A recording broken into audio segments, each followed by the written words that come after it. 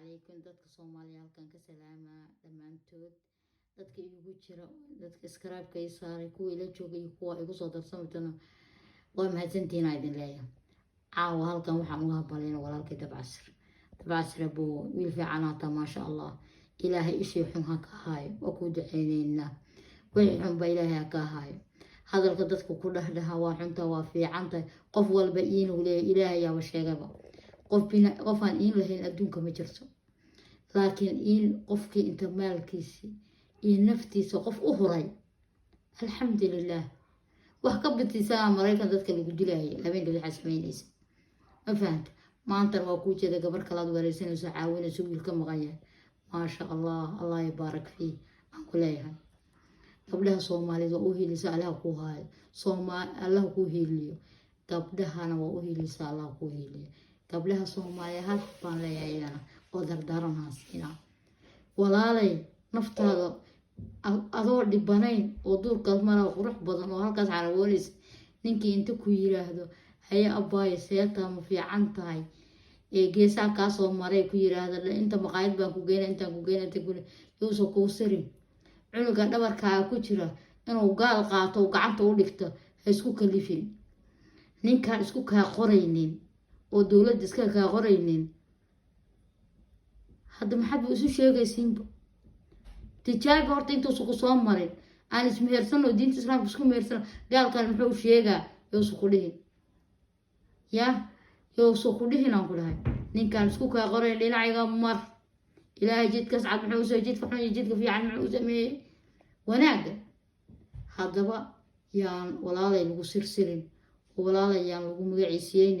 walaalayaalow inaan isku ka qorayno ilmihiisa ku qornayn waa dib waad xanuunsan kartaa waa dhimo kartaa nolosha ku xisaabtaminina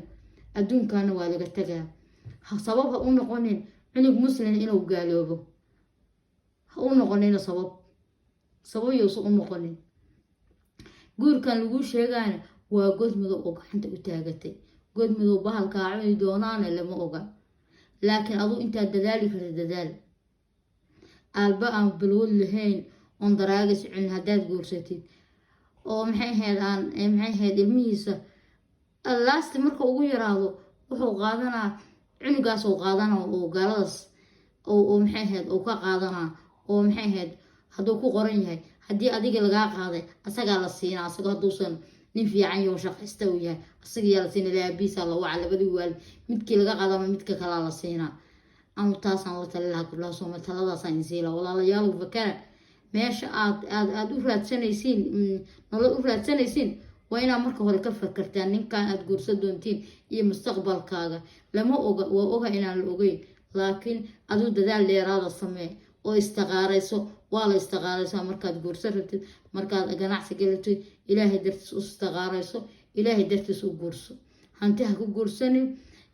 in hebel waa ku guursan laakiin qofkan miisaan ficaysiin reer ma wada agleeli kartiin ilaahay ulaada duusa ma wada xafida kartiin taas ka fakar insha Allah taas ku fakaran gabdhaha islaam gabdhaha Soomaaliyeed dhamaantii waxaan leeyahay fakara walaalayaal ka fakara meesha aad galaysiin ilaahayna haydan xafida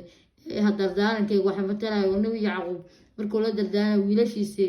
wala dardaarmay albaabo kala duwan ka gala hadana mana anficin laakiin insha Allah taas dardaaranayga taa walaalayaal waxa la caad doona lama oga laakiin dadaal dheeraad sameey insha Allah khayr iyo khayraad ayaa idin rajaan gabdhaha Soomaaliyeed waa intaas walaashiin ayaan idin dardaarmaysa galabta khayr badan ayaa idin rajaan insha Allah